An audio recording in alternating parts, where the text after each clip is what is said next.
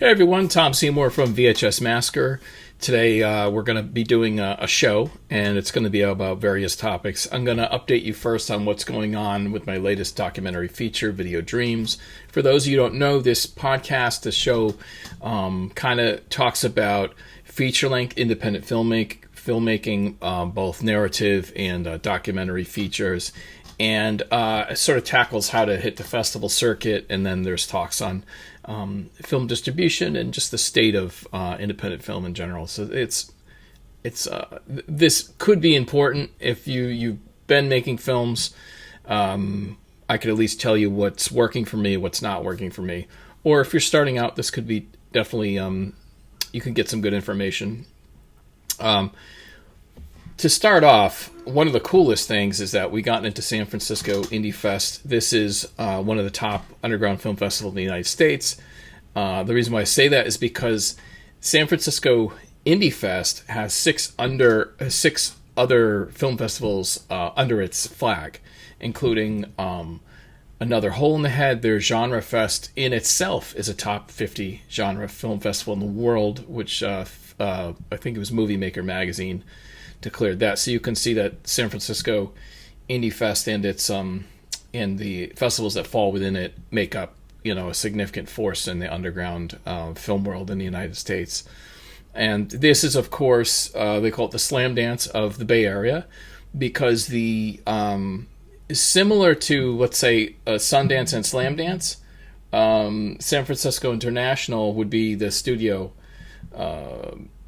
the film festival that plays mostly studio films, and then the San Francisco Independent Film Festival plays more of the auteur, the independent, and the underground filmmaker. So very proud to be part of that. And I will say this felt very hard fought, which is a weird way to say it, but I'm going to show you a little bit behind the curtain on the film festival run.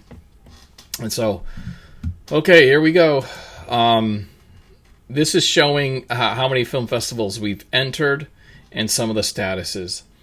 And it's a lot of information. And basically, Tim Coolig and I teamed up to do this film festival run and saved up some money over a couple of years and put it aside. And then we decided to spend money. And truth be told, we spent probably $4,000 or $5,000 total. So we saved up a couple grand a piece. And that's how I made my feature-length films, horror films like Exorcism of Fleet Marish, or the VHS Masker films, which were I didn't have to save up much for those because those were very cheap to make. But you'd save up a couple grand a piece, just need two other friends, and you can make a film. You can make a feature, horror, documentary, whatever you want. It can be done, especially now. But don't shoot on your phone. Get a Blackmagic. Anyway, so if you look in this film festival run, you'll see not selected. It's the black dash here.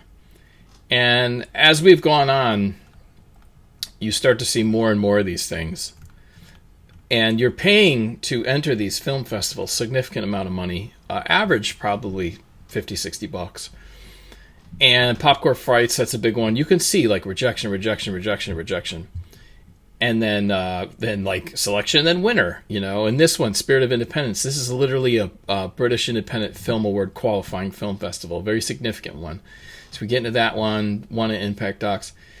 The reason why I'm showing you this, rejection, selected. Nominee down here, like nominee at Red Rose, which is a significant film festival in the Pennsylvania area. Played at a big theater. Their award ceremony was actually in an IMAX theater, right? The reason why I'm showing you this is like you have to understand it's an odds game. It's a numbers game.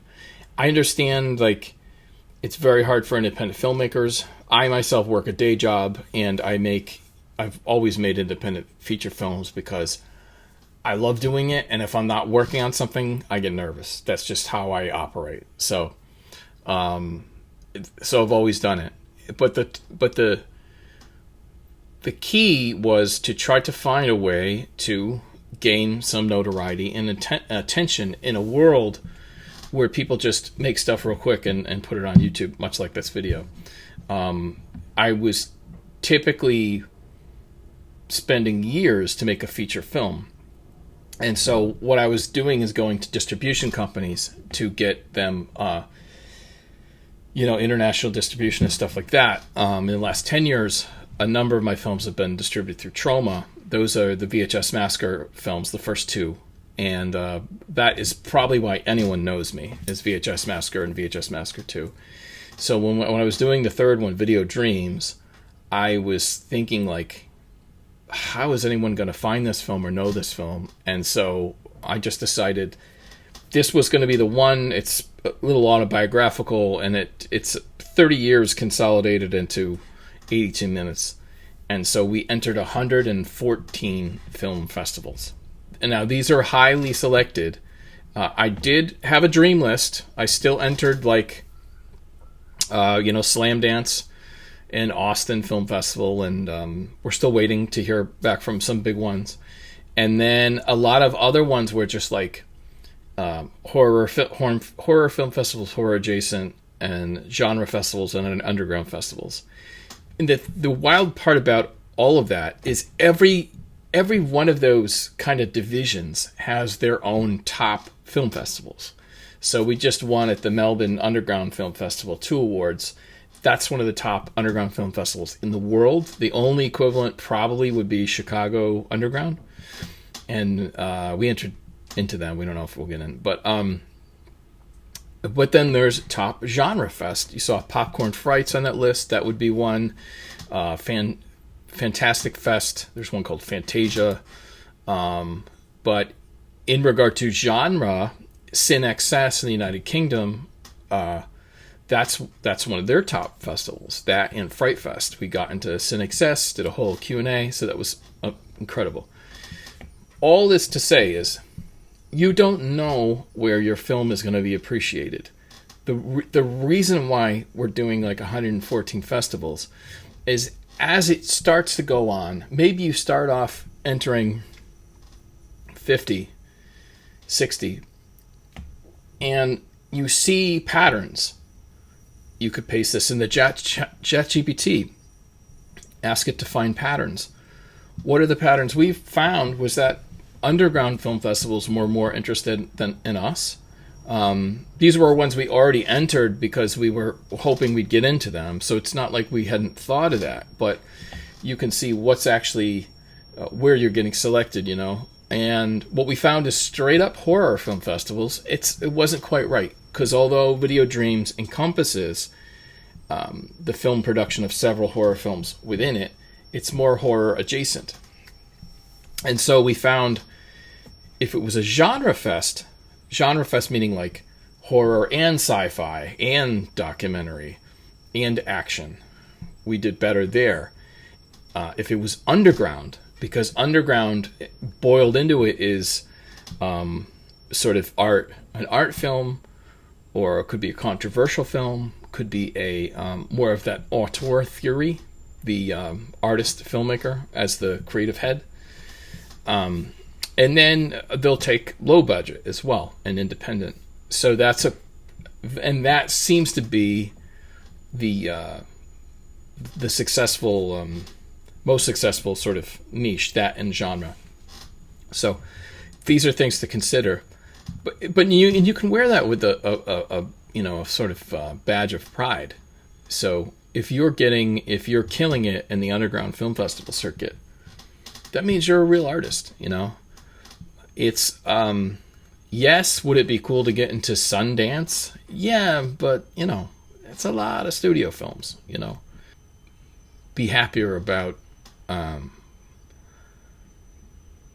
being more in the club with artists than with companies.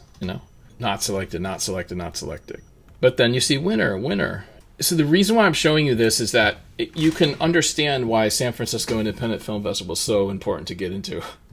It was like a real treat, and I'm going to go out there, and we're going to go to the screening at the Roxy, so it should be a lot of fun.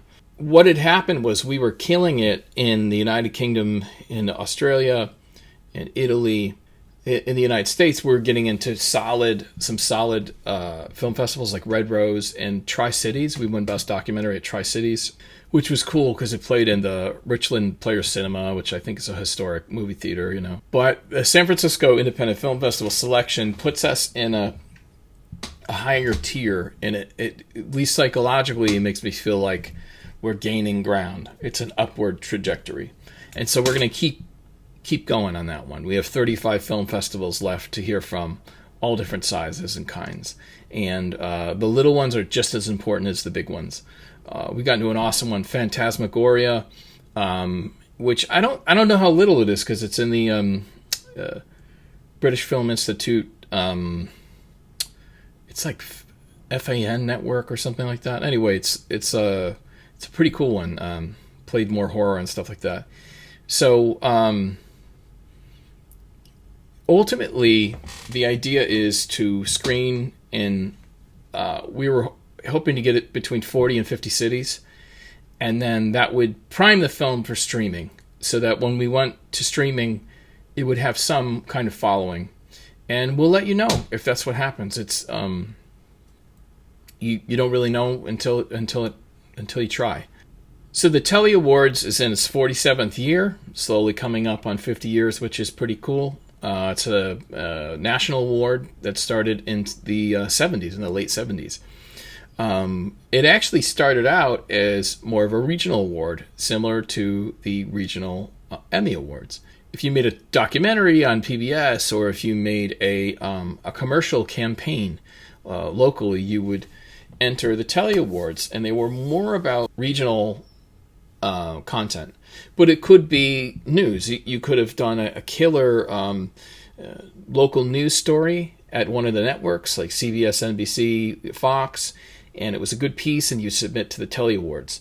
So it was like news, it was documentary, it was advertising campaign, broadcast. It was all broadcast.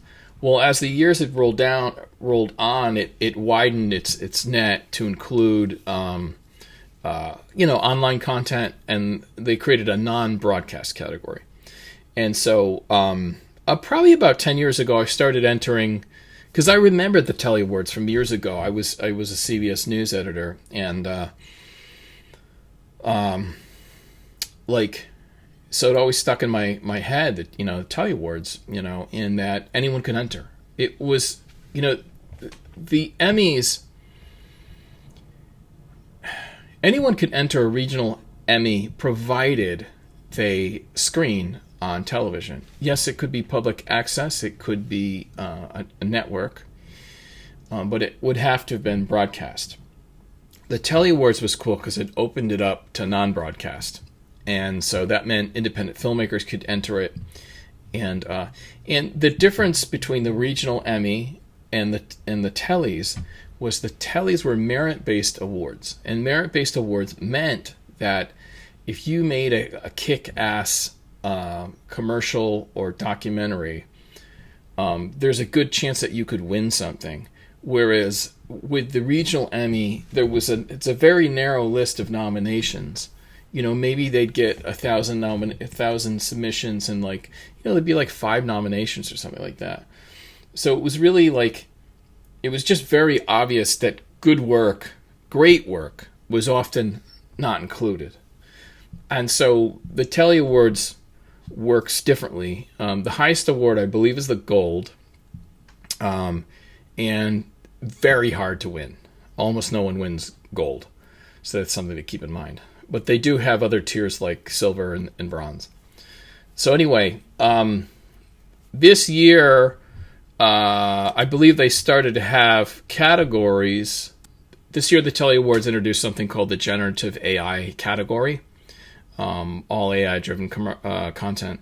Actually, I don't have any problem with this. This is a good way to do it. You have an AI category, generative AI category, and that would be work that is primarily created through AI. I recently had a submission where all of the AI was. I recently had a submission where all of the narration was AI, and it was highly repetitive. And this is a telltale sign that it was its script was generated through prompt. So it was AI written, it was AI narrated, and then in further examination of the visuals, it was probable that the visuals were AI generated as well. And this thing was submitted in a category that was not an AI category. And this is where things could get very hairy. So I kicked it upstairs, and then they're going to deal with it. But the unsettling part is that what if it gets to a point where something like that slips by, where I can't tell? To their credit, in the YouTube link, at the bottom, it said that AI was used in the narration, but it only said the narration, and so this is just not fair to humans who made content, shot and cut and narrated and done audio. So I think we have to look into that. Rather than actually judge the thing, I kick it upstairs. I showed them, they can make their own decision on what they found that to be true. But this is something that is, to me, is not acceptable. There are caveats, like AI is in Photoshop. It's in Adobe Photoshop. AI is incorporated into most of the Creative Cloud suite. So there's very mild tools that you could use. I would even say that some of the image generation, if it's used, for instance, like if it's motion graphics, and one element is AI, one picture is AI, but you have like filters over it, it's moving, there's different audio under it. If it's one of several elements and the overall thing is human made, like 90% human made, then I don't think you should get flagged. You could debate, it's like sort of arbitrary number, but I think it should be 90%. It should be, if you can basically, look at the thing and analyze it and feel fairly confident that it's 90% human made with just a few technologies to help, clean up the thing, then that could be understandable. Because the truth is, like, the line between AI and algorithm is thin. Like, there are certain filters. There's noise reduction filters in Premiere. It's like, are those AI generated? You can now take a clip that has ended, use generative AI to pull out the edge of the clip to get a few extra frames if you needed a cross transition. Technically, that is generative AI, but it's just not. It's just really mild. So there are other things in Riverside podcasting software, which Tim Pool uses, can do edits.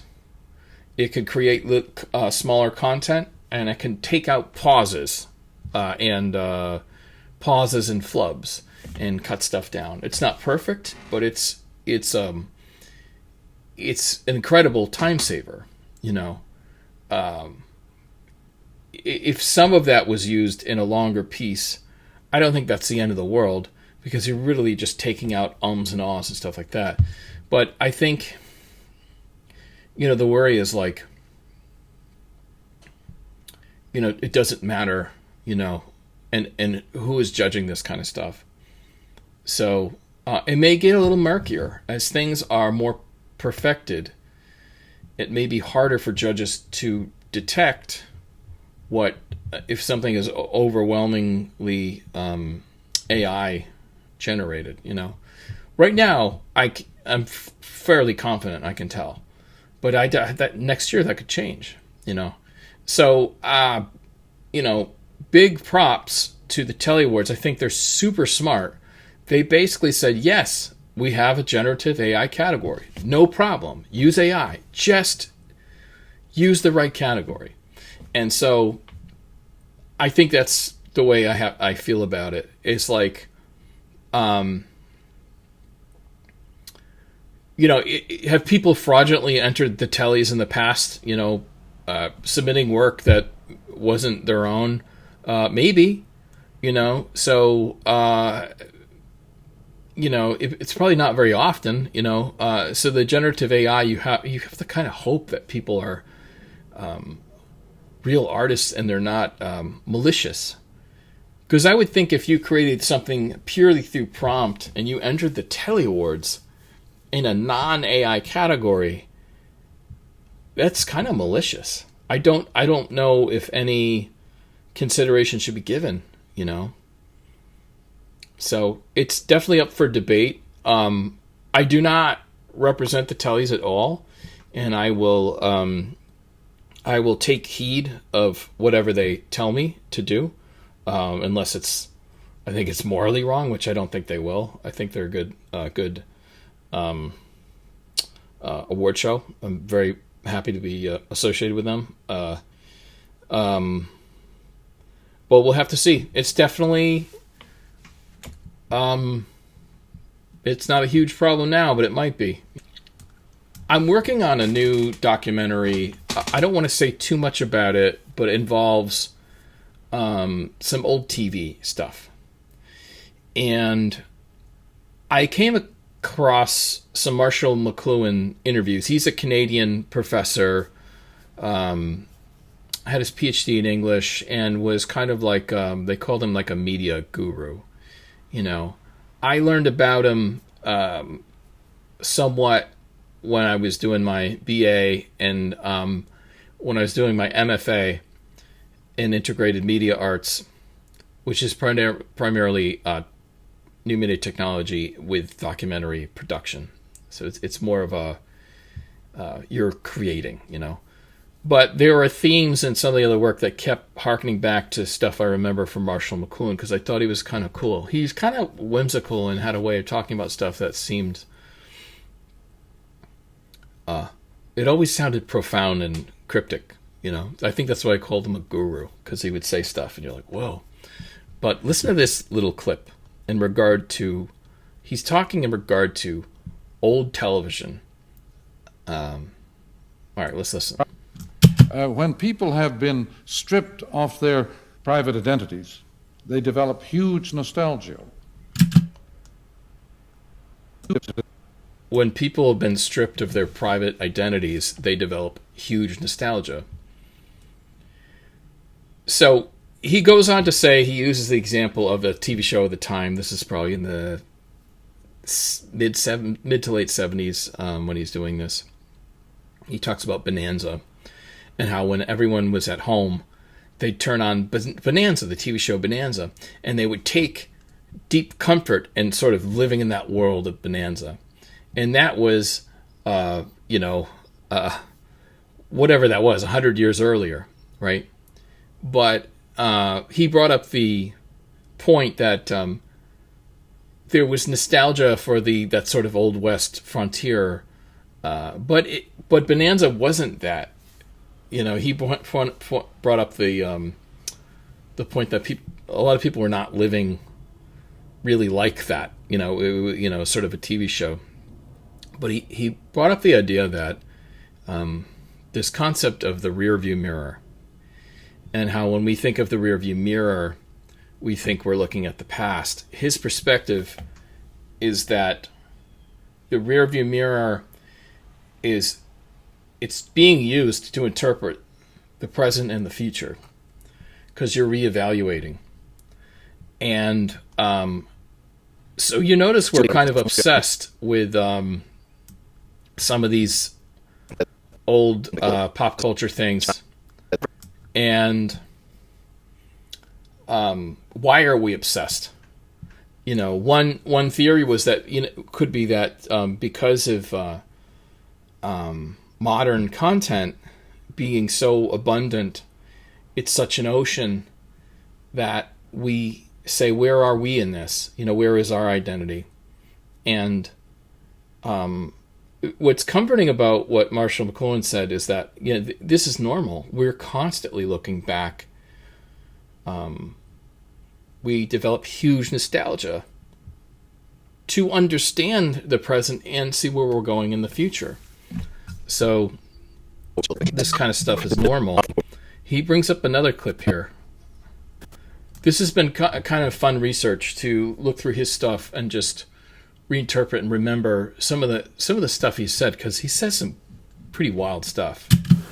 And advertising is one of the largest and most richly comic shows that we put on in our world.